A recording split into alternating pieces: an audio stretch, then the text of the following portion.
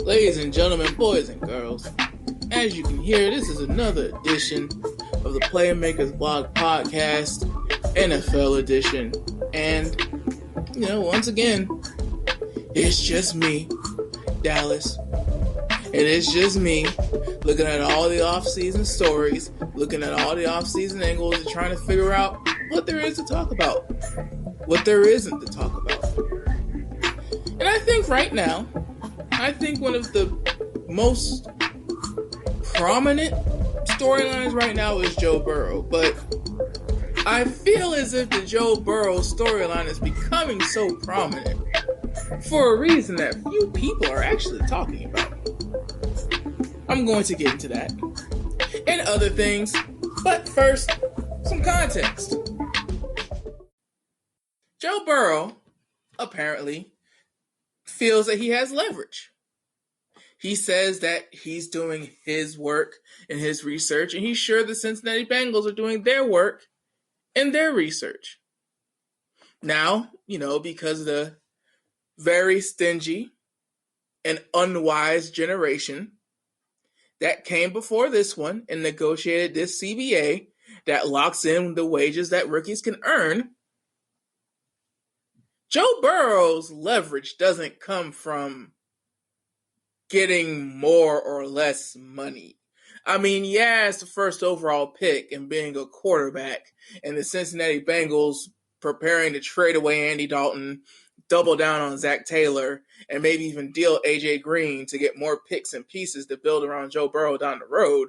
The best Joe Burrow can do financially, if we're talking leverage, is getting all, 27, 30, 25, whichever number it is, basically getting the entirety of his 5-year contract guaranteed, because you would have to assume that he would want that 5th-year option, especially considering the fact that this current CBA, his 5th-year option as the number 1 overall pick will be substantial, being a quarterback.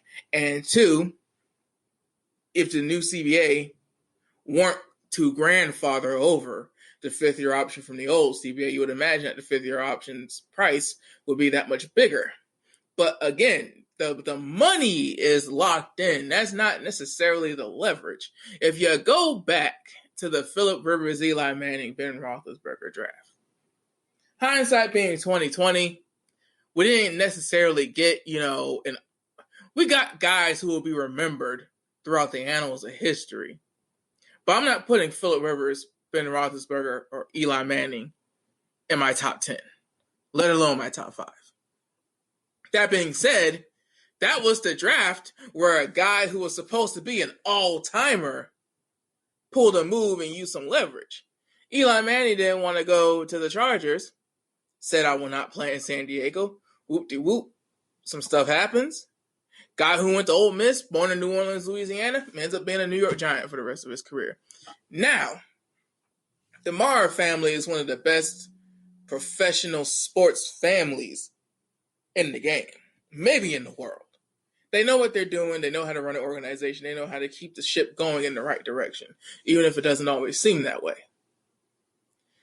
Eli Manning doesn't win 2 Super Bowls with the Chargers. That's the first thing we can figure out, because the Chargers had Drew Brees before Phillip Rivers, kicked out Drew Brees in favor of Phillip Rivers, and, I don't even know if they sniffed the AFC title game, because the one year they went 14-2 and had everybody at full cylinder. They lost to the Patriots after a bye week, I think. So I don't even know if they got to an AFC championship game. My history on the Chargers ain't that good. I apologize. But Eli Manning went to an organization where he knew he would have a better time. Even dealing with Tom Coughlin, even dealing with Tiki Barber, Eli Manning got 2 rings. And he got 2 rings in the New York metro media market. This man can go back down to Mississippi for sure. Could probably go back down to New Orleans. But either way, this man can definitely take his money and take his pride and take his career from the New York area, easily go back down to the South, and live a pretty cool life just like his dad is. But still, Eli Manning is 500. Nobody looks at Eli Manning and thinks to himself, dang, I sure didn't want to see Eli Manning when he was a 6th seed who barely came in ass first into the playoffs. I sure wasn't on my 13-3 team, scared of Eli Manning, who came in 8-8 or 9-7 because I knew the gunslinger was coming to town. Man, look, the last guy to pull off a leverage move went to a better organization, but nobody's looking at that guy in particular and saying that leverage move was worth it. He did a power play. Maybe the Mara family, maybe the Giants franchise, but I mean, as an individual, Eli Manning pulling that move is kind of in hindsight. Joe Burrow started 2 years. If you guys remember, Joe Burrow beat UCF when UCF was down to like their third quarterback because of catastrophic injuries. And then the game was still kind of sort of competitive until like the midway through the third quarter. But Joe Burrow basically had this last season where he put up ridiculous numbers. I'm not shortchanging Joe Burrow at all. He had ridiculous numbers. And when you really think about how college sports is supposed to be and how high school sports are supposed to be, not everybody is going to be that good. Your senior year is supposed to be your best year. You're supposed to be in a school, get recruited to the school, get the degree, sit behind, all that good stuff. Because if you're going to a program like Ohio State, LSU, Alabama, USC, you're supposed to have a bunch of 5 and 4 stars in front of you, and you're supposed to basically prove yourself over time. That is ideally how it should be. I'm not saying that because I'm some young boomer hitting the books and saying back in my day and yelling at a cloud. What I'm saying is we can't fault Joe Burrow for having one great year, his senior year, because we can't complain on one hand, oh, they shouldn't get paid, oh, the transfer portal is going to kill college sports, and then try to shortchange a guy from making a leverage move because he only started 1 year, even though that year had ridiculous numbers. Showed us maybe the best single-season team in history. I say maybe because, bro, Frank Gore was a third string on the 2001 Hurricanes. We need to put respect is due.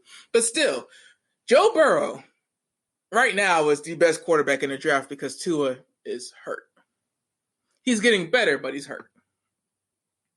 If I'm Joe Burrow, even if I'm from Ohio, that actually makes it worse because I know how bad the Browns and the Bengals are. I'm from Ohio. I've seen firsthand the sorrow and the misery that these two franchises have caused to their respective media markets. I don't want to be a Bengal because I don't want my owner to die. I don't want my future to be up in the air. I don't want to be a Cincinnati Bengal. Mike Brown kicks the bucket and then his family does a coup and moves us to St. Louis or moves us to Toronto or moves us anywhere in a big market that can use a team. I don't want that to happen to me. And then on top of that, you have to think, but we're not going to get any better until Mike Brown relinquishes control. He doesn't have to do the big D, but he needs to step back a little bit because insanity is doing the same thing over and over again and expecting a different result. See, Joe Burrow understands that if he goes to the Cincinnati Bengals after doing his research and doing his due diligence and trusting his process, he knows that it's going to be a long road, and for whatever reason, it's going to be all his fault. You see, you can't have all the adulation and can't take all the blame. Quarterback is a double standard position. We all knew that Rex Ryan didn't care about offense, and we all knew that Rex Ryan didn't want to pay for a big-name wide receiver. We all knew Rex Ryan didn't want a receiving back. We all knew Rex Ryan, he had decent tight ends, but I mean, come on, Rex Ryan did not invest in offense. But we blame Mark Sanchez, even though Mark Sanchez got to the AFC Championship game in the first 2 years. You get a limited quarterback. You build an offense around a limited quarterback. We knew Mark Sanchez was limited, but he got the blame because he went number 6 overall out of USC. Joe Burrow knows that even if he does the unthinkable and gets to 2 AFC Championship games in his first 2 years with the Cincinnati Bengals, if he does not cash in and if the Cincinnati Bengals are garbage after, he'll be in the Matt Stafford boat. I think being in the Matt Stafford boat is worse than being in the Andy Dalton boat, personally. Because Matt Stafford has had the strong arm. He's had the offensive coordinators that have built around the deep ball and tried to help work around his strengths. He got the Lions to their first playoff appearance in forever, and then his coach got fired not that long after. I mean, the Matt Stafford boat, you're really, really good. In the big scheme of things, you might be better than Archie Manning. But Archie Manning didn't win a dang thing.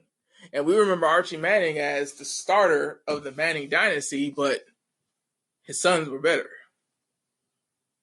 Matthew Stafford, I don't know what the future holds for the next generation of the Stafford family, but Detroit's thinking of trading Matt Stafford. The only player that has been worth watching in Detroit as far as football is concerned is Matt Stafford. The only thing Detroit has had, they've had Calvin Johnson. But Calvin Johnson retired early. Calvin Johnson was done with the organization, and apparently the organization was done with him. You can't have players of that caliber and consistently be willing to let them go. And if you're the Bengals, you can't have an A.J. Green and basically be holding him hostage. You can't have an Andy Dalton, who ironically won the 2 games that saved you from being the next Browns. You can't have the Andy Dalton who, rookie head coach, rookie backup quarterback who, what did he ever do to usurp Andy Dalton? What did he ever do to usurp any starter who's been over for 10 years? The Cincinnati Bengals started, 0-13? And Zach Taylor had the authority and the permission to have benched Andy Dalton and not trade him before the trade deadline, but makes him finish out the season, get some pride wins so he doesn't start off his coaching career winless, and now he's on a trading block before the draft when you have the number 1 overall pick. What are you going to get trading Andy Dalton that you couldn't get trading the first overall pick? I know you want Joe Burrow, but who are you about to trade to that needs a quarterback when Phillip Rivers is on the market? When Jameis Winston, who if Jameis Winston could just cut his pick total down to 19, might be in the NFC or AFC divisional playoffs next year. I mean, if I'm Joe Burrow, it's not about the money, but it is about the common sense. So if it's not the Bengals, Joe Burrow, then who? Who is the team that you want to go to? Who is the team that is in the range to pick you that is going to do right by you? Do you want to go to the Chargers? Do you want to be in Los Angeles?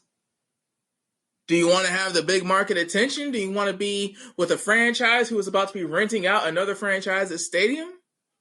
Do you want a franchise that's doing so bad they might have to move back home, live with mommy and daddy in San Diego? Is that what you want? Do you want the franchise with the owner who, while as a Jaguars fan, I have to respect Dan Snyder because he knows when to blow something up, even though it's almost always his fault. But do you want to go to a franchise where they just picked a guy? And now they have a new coach saying Dwayne Haskins isn't necessarily guaranteed to be the starter? Does he think maybe that the Bengals are going to overthink this and that you'll fall to them? Do you want to be in D.C.? Does Chase Young want to be in D.C.? Do you want to be in Carolina, perhaps? I can't ask you if you want to go to Miami because, I mean, this whole thing started with Tank for Tua. I just don't think that the Miami Dolphins winning all those games with pride on the line are in the position they're in and don't think long-term and get Tua. It is a miracle that Tua is going to fall to the Miami Dolphins, all things considered, with them having a quarterback in Ryan Fitzpatrick that is going to play his heart out every week, but not win too many games. So you're not going to go to Jacksonville because, first of all, Jacksonville has a $22 million backup on the roster, folks. They got to figure out how to get Nick Foles off the books before they even think about bringing another quarterback in that isn't named Joshua Dobbs. To draft Joe Burrow or Justin Herbert or Tua would mean that either before the draft or on draft day, the Jaguars figure out a way to get Foles off the books. And with that, Trevor Lawrence is going to come out in 2021 more than likely, along with Justin Fields. So you got Ohio State's quarterback and Clemson's quarterback who's probably going to come out the next year. If you're Jacksonville, why destroy your cap and why destroy your roster and why destroy your positioning when you have Gardner Minshew for cheap in an audition year, basically. Because it might be better for you to clean house and have all the coaches suck and have McAdoo and Gruden basically auditioning to see who's going to be the next head coach next year. So don't save her. She don't want to be saved. Is basically the theme of the Jacksonville Jaguars. But there is one franchise that has been making a lot of moves that are making me worry. I thought at first that this franchise's owner was making good moves. Then I got worried, and then I see that there might be a method to the madness. I'm going to tell you who that owner is, and I'm going to tell you who the franchise is when we come back. This is the Playmakers Block Podcast, NFL edition. We're talking off season. So, there's an owner, fairly new in the big scheme of things. Just got himself a new head coach, Matt Rhule. Coming in from the college ranks. Has a system and a process. Tried to exit Baylor University and say goodbye to his players as best as he could, all things considered. But David Tepper and Matt Rhule are both coming in, not blind, but they're both coming in and they're basically saying they want to start from the ground up. They want to start from the floor. They want this to be a new era in Carolina Panthers football. Now, unlike the Jacksonville Jaguars, unlike the Detroit Lions, and unlike the 1999 to present Cleveland Browns, the Carolina Panthers have actually experienced success. Success meaning Super Bowl appearances. The turn of this century. You can kind of sort of include the Cardinals, but you really can't because the Lions, the Jags, and the 1999 to present Browns, we've never had a consistent run like the Cardinals did. And I want to say the early 2010s. There was a period of time in the NFC West where the Cardinals were contending. They were in the playoffs, there's that period. Can't remember the exact time frame, but Edgerrin James finished off strong, a Hall of Fame career. Larry Fitzgerald and Anquan Boldin were still a duo for a little minute. Kurt Warner was solidifying his Hall of Fame resume. So, there was a point in time and place where the Arizona Cardinals made a Super Bowl, and it wasn't a one-hit wonder like 2017 Jaguars. They kept going. Carolina Panthers made the Super Bowl in 2003 and lost to the Patriots by a field goal. Dude, in the midst of the dynasty that we didn't know would last for 20 years, the Carolina Panthers were a last-second field goal away. It's with Jake Delhomme. Then you fast forward, they get Cam Newton number 1 overall in 2015. If it's not for a historic Broncos defense, if it's not for DeMarcus Ware and Von Miller, both going to be Hall of Famers. I think Von Miller is on the all-time 100 team right now. Von Miller is a walking Hall of Famer that we look at every day and we're like, oh my God, this is what it's like to just casually see an all-time great. It wasn't like Cam Newton was up 25 points or something going into the fourth. Bro, the Broncos were on him the entire game. But the point of the matter is, you made a Super Bowl with Steve Smith leading the way. You made another Super Bowl with Cam Newton leading the way. Key person, Cam Newton. Now, is it probably time to move on from Cam Newton? Yes. The point of this segment is not to say that David Tepper and Matt Rhule are making a mistake trying to trade Cam Newton now and look towards the future. That's not what I'm saying at all. However, what I will say is this, and what the point of my argument in this segment is this. If you're going to trade Cam Newton, why did you let Greg Olsen go? Tight end isn't as replaceable as running back seems to be in this era. So with Greg Olsen, somebody who, when healthy, is going to give you 600 to 700 yards minimum. It's going to give you 3 to 5 touchdowns minimum from the tight end position, along with decent blocking. Greg Olsen signed for $5.5 million guaranteed. We don't know what that other $1.5 million is. That could be Pro Bowl incentive. That could be a playoff snaps incentive. There's an incentive for almost anything, and we don't even know what that $1.5 million cap is. We just know that for 1 year of service to the Seattle Seahawks, Greg Olsen is going to make at least $5.5 million. And you mean to tell me that with the seventh pick in the 2020 NFL draft, you're in a position to take care of your quarterback need and your tight end need? Are you telling me that you're going to go quarterback at 7, get Justin Herbert if he's still on the board, steal Tua if he's still on the board, then in the second round you're going to get the best tight end available? Because even if you do, the problem is you're basically saying, okay, Luke Kuechly's gone, Greg Olsen's gone, we want Cam Newton to be gone. Christian McCaffrey is going to carry this team and lead this team to the promised land. A running back who we are running into the ground as a slot receiver and a halfback is going to be the leader of this team with a fresh quarterback, a fresh tight end, and a second-year wide receiver. Oh, mind you, the quarterback of the defense is probably going to be a rookie too.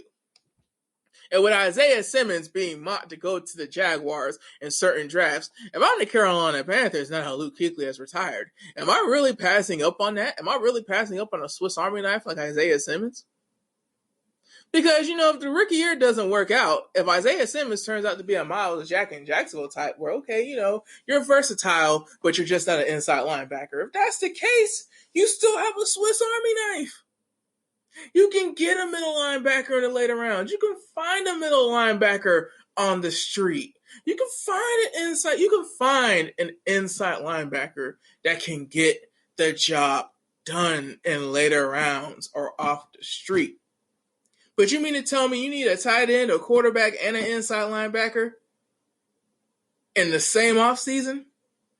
And you're gonna pick those positions in this draft and build forward? Because the saying is always best player available. You don't draft for need. Again, that is complete BS. But if you're the Carolina Panthers, you're getting rid of all your veteran leadership.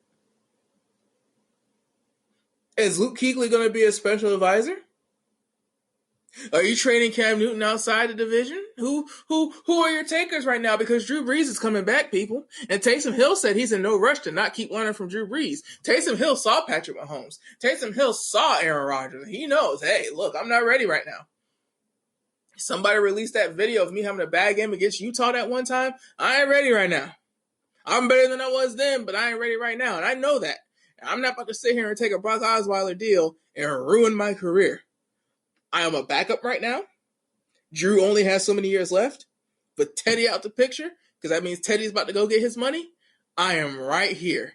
My head coach believes in me. My franchise believes in my head coach. Taysom Hill is like, it's only a matter of time. If Jacoby Brissett and Jimmy Garoppolo got their money and got chances to start, all I gotta do is wait Drew out.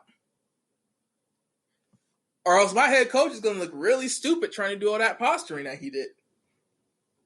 But if you're the Carolina Panthers, it's not looking good right now unless.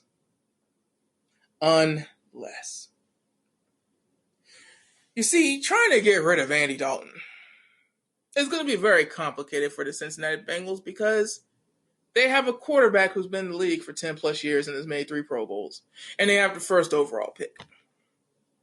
They already have what any franchise would want. You tell any franchise in the NFL, not only do you have a quarterback who has 10 years of experience and 3 Pro Bowls, but you have the number 1 overall pick. Now, we don't know what happened. The franchise quarterback could have got hurt. Everybody else could have got hurt. Ish happens. But you have already what everybody wants. So how are you going to work this out? And if you're the Carolina Panthers, how are you going to approach this situation? Because I'm only trading up with Cincinnati. I don't lose my middle linebacker. I don't lose my veteran tight end. I don't lose my former number 1 overall pick at quarterback that might still have years left in this league. I don't lose all that veteran equity and leadership to get Justin Herbert.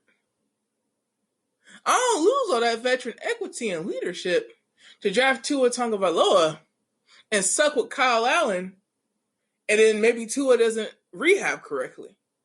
Maybe something goes wrong. Maybe his family doesn't like Charlotte, and because he's such a family man and he hasn't even taken NFL snaps yet, it starts to wear and tear on him. Maybe they're looking forward to living in Miami after having to live in Alabama for a couple years now. So, Tua's a big risk. And Justin Herbert ain't worth it in the big scheme of things because between Isaiah Simmons, Jerry Jeudy, the top cornerback whose name escapes me right now, and Justin Herbert, who is the best player out of those 4 right now? The best cornerback, Isaiah Simmons, Jerry Jeudy, and Justin Herbert. Who is the quote-unquote best available player out of those 4? Because to me, I would imagine it would be Isaiah Simmons. It'd be Isaiah Simmons. Isaiah Simmons, to me, is a better player than Justin Herbert. But you need a quarterback because Kyle Allen, your undrafted gem, who we were able to put Cam Newton on IR for, is a great backup, but he might not be a 16-game-a-year guy. David Tepper and Matt Rule have to be cooking up something, right? Because this is the franchise that made a Super Bowl with Jake Delhomme. And this is a franchise that was never really in the game, but was never really...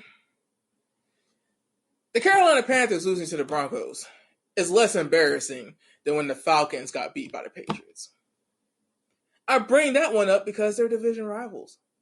You gotta think, Julio Jones got paid. Matt Ryan got paid. Dan Quinn's still there. Arthur Blank, for whatever reason, still believes in the Atlanta Falcons. Tampa Bay is still playing chicken with Jameis Winston. And Drew Brees is coming back to the New Orleans Saints. Again, I say this almost every week now, but it's the truth. If Jameis Winston could have cut his pick total down to 19, he threw 30. If he could have cut it down to 19, now the Tampa Bay Buccaneers are a playoff contender. So you got a coach and a quarterback and a number 1 receiver who went to a Super Bowl, but Kyle Shanahan choked just like he did this last Super Bowl.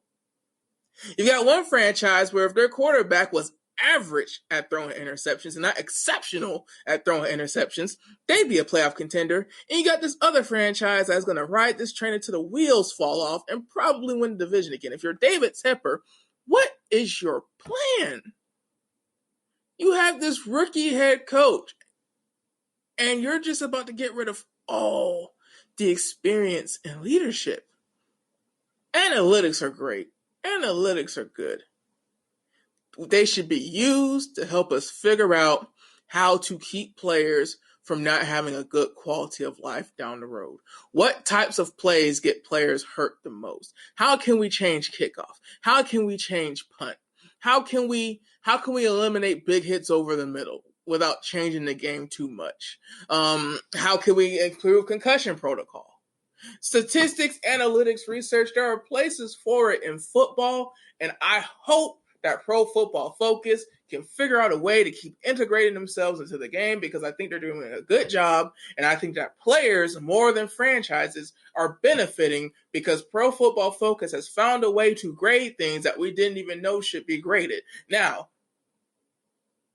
when you're a Twitter guy with no check beside your name, and you're just throwing up grabs and stuff to try to... But if you're an actual statistician, or mathematician, let's go with mathematician. If you're an actual mathematician, if you actually study the math and the probability and the statistics that go into football. If you apply mathematics to football and find new information that we should be using, cool. But it's still football. And if you're an owner, you can't go analytics heavy in football.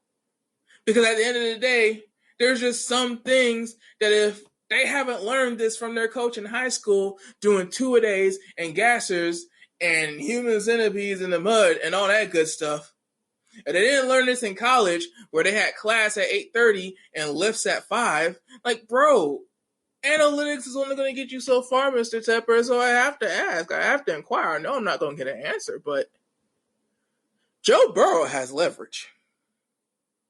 Joe Burrow is making comments that should make Cincinnati Bengals players and fans worried. Joe Burrow could sit out a year. Just like Tua Tagovailoa, whether he's drafted or not, he will be drafted, but he's probably going to have to sit out a year. Tua Tagovailoa is not playing in his quote-unquote rookie season.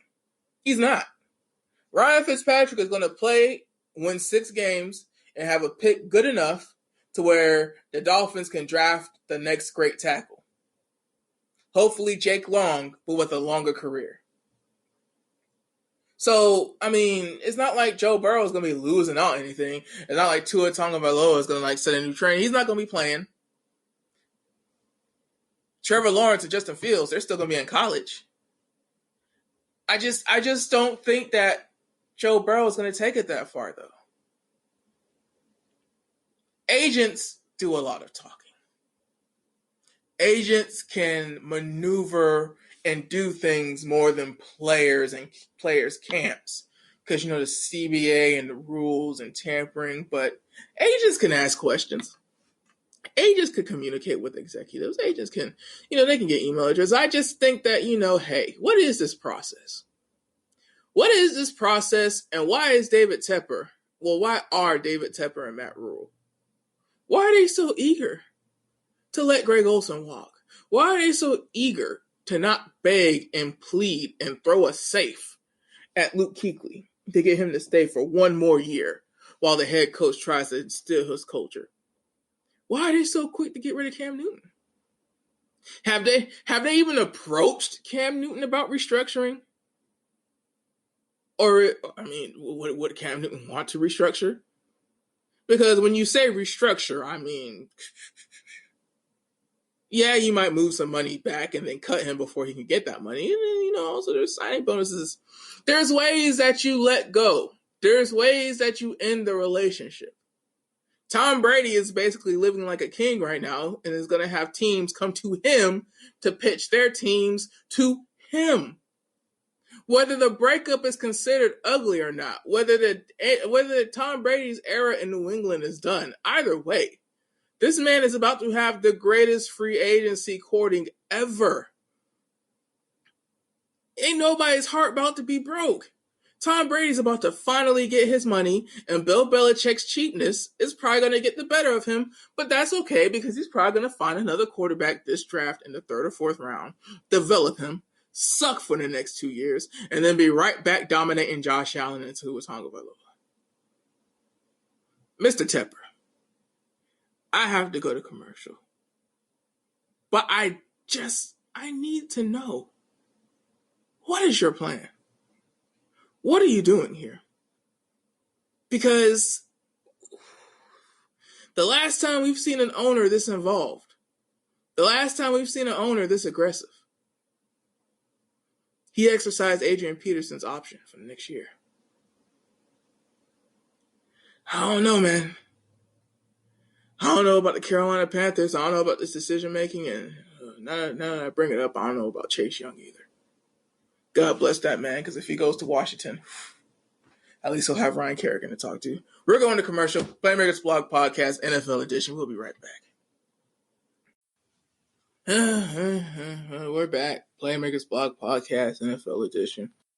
And as you guys know, if you count on your good hand or your offhand or your pinky toe, this is the 3rd segment of the show.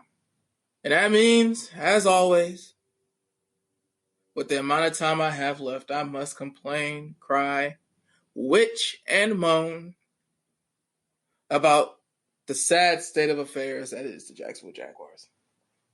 Where to begin? I think the most confusing thing about this era of football, the Jacksonville Jaguars, and my peers in the Jacksonville Jaguars fan base, is that there is a premium on being able to defend the pass. You draft a lockdown corner, you try to keep him. Stephon Gilmore just won Defensive Player of the Year at cornerback. That doesn't happen. I can't remember the last time it has happened. But a cornerback just won Defensive Player of the Year. So, you have an elite cornerback, you have a shutdown cornerback, you have a guy capable of winning Defensive Player of the Year, you have a guy capable of being in the conversation of being best cornerback in the NFL, you keep him, right? No? Well, at least you got 2 first-round picks for him. Okay, pass rusher. Even though you had a guy who almost made Michael Strahan retire the year before he won a Super Bowl, I mean, you got rid of that guy. So he's not the problem anymore. The problem's gone. The reason why the CBA and the NFL Players Association told free agents not to sign with Jacksonville is gone, right? So how come you have a guy who's a rising star at defensive end who came out of Maryland undersized, but quick, agile, and athletic, and has made good on the 3rd round pick you spent for him? Atlanta just cut Vic Beasley.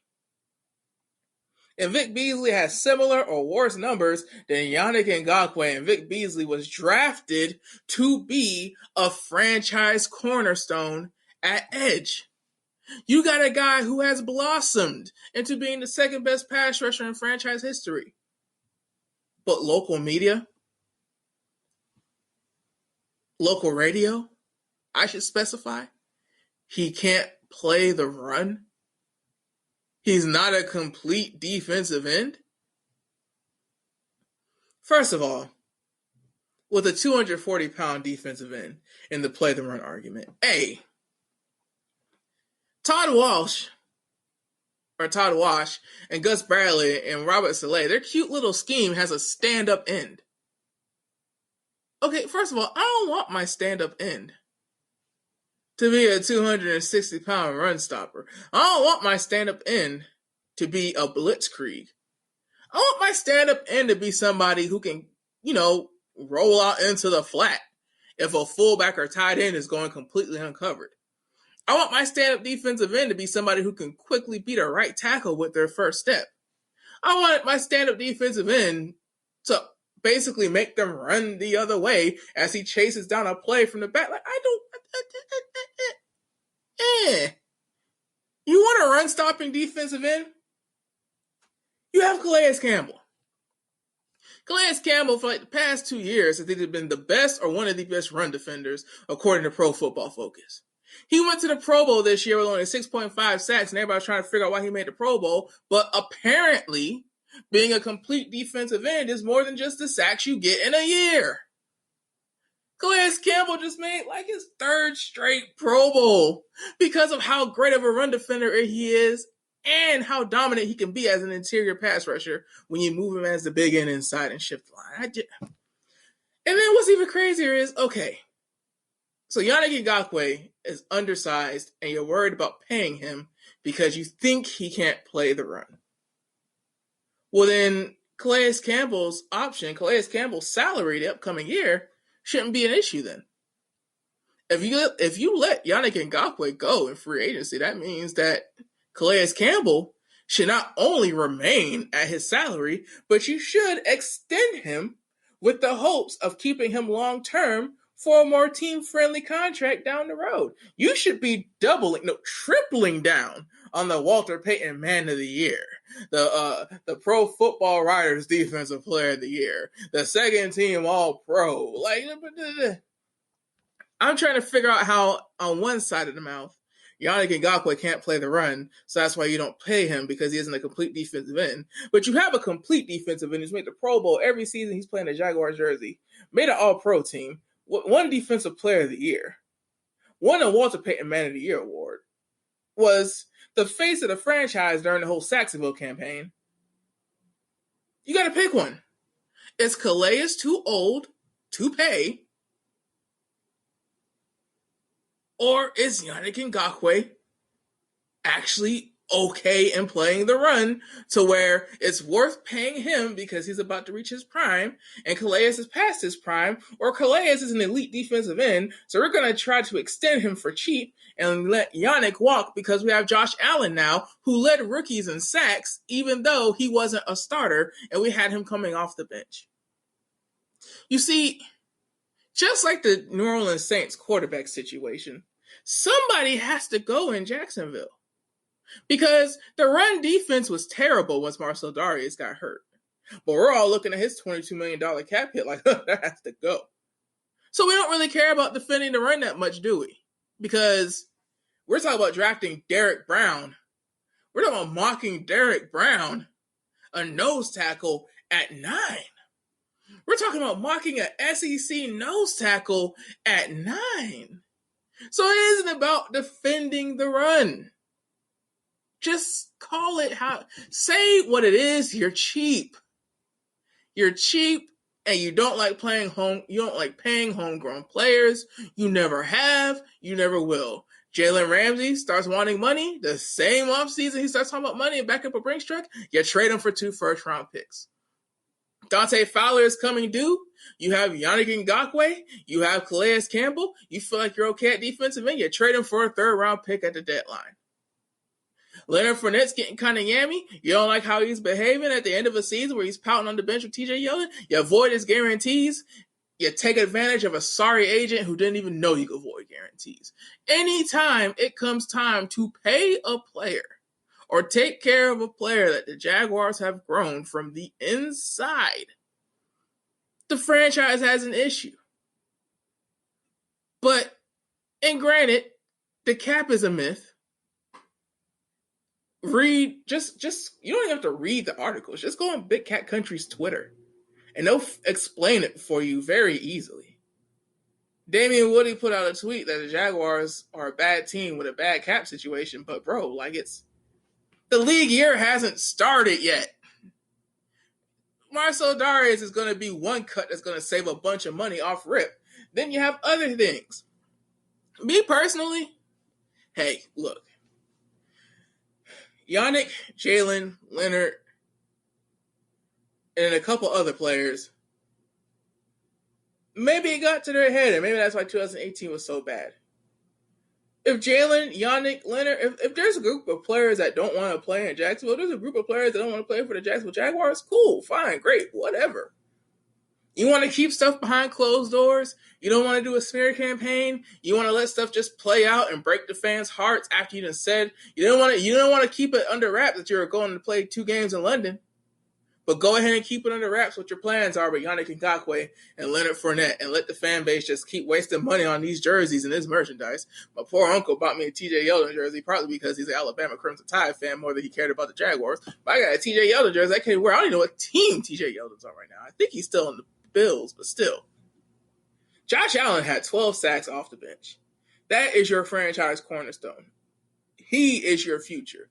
You drafted him at 7th overall because God gave you a miracle. You have 4 years left with Josh Allen. I would hope and pray that you pay Josh Allen. Because Josh Allen has the potential. Josh Allen has the opportunity to be for the Jacksonville Jaguars what Khalil Mack was for the Chicago Bears that first year he got to Chicago. Still a force, still a factor, but teams were dedicating running backs, tight ends, and tackles to Khalil Mack. At some point, you're going to have other pieces that could cash in. I don't know if a Lawrence Taylor is ever going to be around again, but dude, like, a J.J. Watt or Khalil Mack can still happen in this era. You need it to happen in this era. Because even with the quarterback roughing rules, I mean, if you can't rush the passer, you're not going to do anything. You're not. And Josh Allen is like a good, solid 260, so he can play the run like you want. He'll get better at that. That's a discipline thing. He'll get better at that. You see the instant production at defensive end. You see that Josh Allen made the Pro Bowl his rookie year. Come on. Stop it. Stop this foolishness. If you're going to let Yannick Ngakoue go, let Yannick Ngakoue go. Josh Allen made the Pro Bowl coming off the bench, led rookies in sacks, had himself a great old time and a great experience. He is starting out faster than Jalen Ramsey did. 12 sacks in a Pro Bowl. 6 wins. I think Jalen Ramsey, he went like 3-13 his first season. We were crying with you, Jalen. So, it's a very hard sell that Lot J hasn't even put a shovel in the ground. It's a very hard sell that the shipyard and the aquarium, weren't they talking about an aquarium like a couple of years ago? All this stuff for his business and the billionaire's money and viability and pressure on the fans. I can tell you right now, this is what I want personally. This is what Dallas Glenn wants personally. When you draft a defensive lineman, keep him. When you draft a defensive player, keep him. Dante Fowler, Jalen Ramsey. Then I think you had to go Leonard Fournette, then Taven Bryan, and now Josh Allen.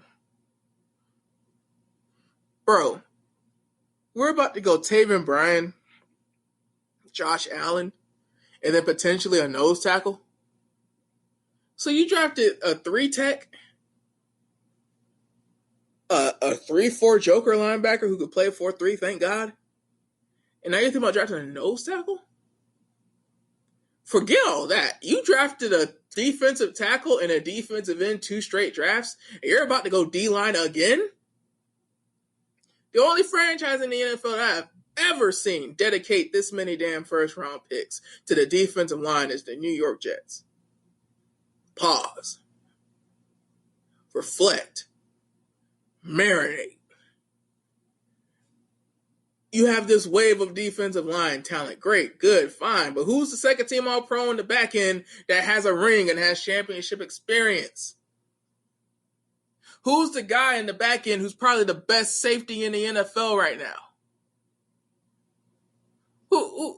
Who's the middle linebacker thumping and bumping and making sure that everything is in the right order? Like, dude. Gus Bradley's system magically works when he has Melvin Ingram and Joey Bosa. Robert Saleh, he was on the Jacksonville Jaguars. His system magically works when he has Nick Bosa and D Ford and Arik Armstead and DeForest Buckner. I mean, 2017, the Todd Washington system magically worked when we had Calais Campbell and Yannick Ngakoue and Dante Fowler and AJ Boye and Jalen Ramsey and Paul Posluszny and Miles Jack and Tashawn Gibson and Barry Church. The defensive system that you work, it does great when you have a bunch of talent. But all I know is, was it Dick LeBeau? I don't know, hell. The one that coached for the Packers for 30 years. The one that coached for the Steelers for another 40. I don't know. I don't know these defensive coordinators' names. All I know is, look. David Tepper's over here cleaning house, getting a new head coach. Cleveland Browns have yet another head coach as they try to figure out what's going on. New York Giants, new quarterback, new head coach. New Orleans Saints making a business decision and not saying that they have a wealth of talent in the quarterback room and making a decision and having a cheap backup instead of 2 starters or dudes who, one is a starter, one's getting paid like a franchise quarterback and ain't a starter, but either way. The Jaguars aren't in cap trouble. They just need to learn how to make a decision and stick by it. Stop telling the fans that you need to make more money, but the fans don't know whose jersey to buy. We'd buy more merch if we knew that the jersey would be worth a damn in 10 years. Leonard Fournette done took off the Jaguars stuff. Yannick Ngakoue is making all these, Instagram girl tweets with, 4-word sentences. Bro, we're not paying $90 to $100 outlet, much less NFL.com, are buying it at the stadium. But we're not paying $90 or $100 outlet for a jersey that's only going to be on a team for like 1 or 2 years. Well, shoot, with the Jaguars' track record, we don't even know if Gardner's going to be on the team. For all we know as Jaguars fans, the Jaguars are going to trade Gardner Minshew to double down on Nick Foles and show that the franchise has confidence in Nick or some Jaguars BS like that. It's Andy Dalton is on the market. Cam Newton is on the market. Taysom Hill, if the price is right and the team is desperate enough, he's on the market. That's 3 quarterbacks right there where it's like, bro, shoot, Joe Flacco. Man, Joe Flacco's probably on the market. Bro, there's 4 quarterbacks right now that I could think of where if you offer a second or a third, it's immediate. If you offer a fourth, you got to offer some role players or you got to offer like some future picks with that. But you can basically start the conversation with a third. You can start the conversation with a 2021 third for a lot of the quarterbacks that I just named. Then you got the draft. Then you got free agency. You have a $22 million backup quarterback who was a backup quarterback when you signed him, but he was a backup quarterback that went on a run.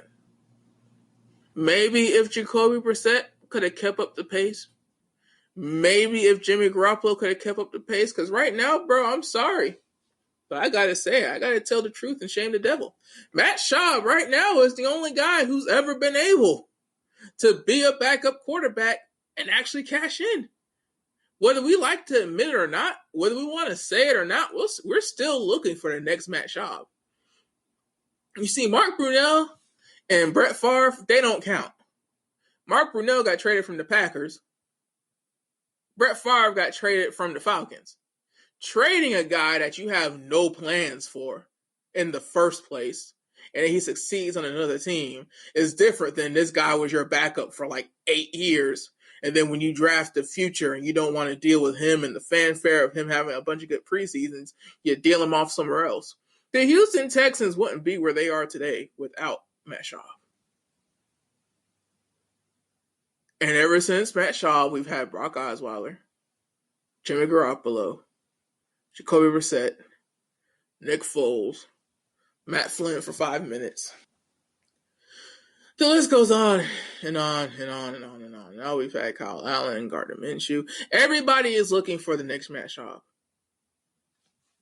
Comes in, does his job, goes to work, doesn't want to be a superstar, doesn't want to be an NFL icon, will take $18 to $24 million a year and be happy.